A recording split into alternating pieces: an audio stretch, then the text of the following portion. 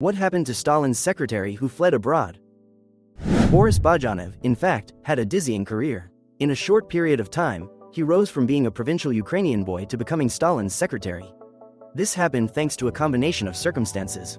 Firstly, when faced with the dilemma of choosing between Ukrainian nationalism and communism, he opted for the latter, even though he never sincerely shared the ideas of universal equality.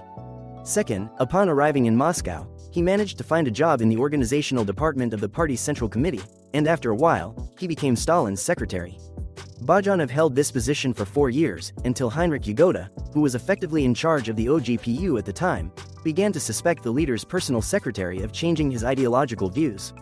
Sensing trouble, Boris Bazhanov arranged a business trip to Turkmenistan, from where he crossed the state border on January 1, 1928, and ended up in Iran, and then, with the help of the British authorities, moved to France.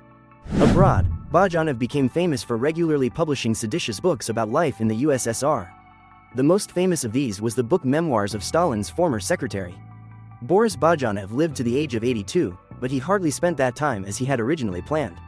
No fame, no wealth, only the stigma of a traitor to his homeland.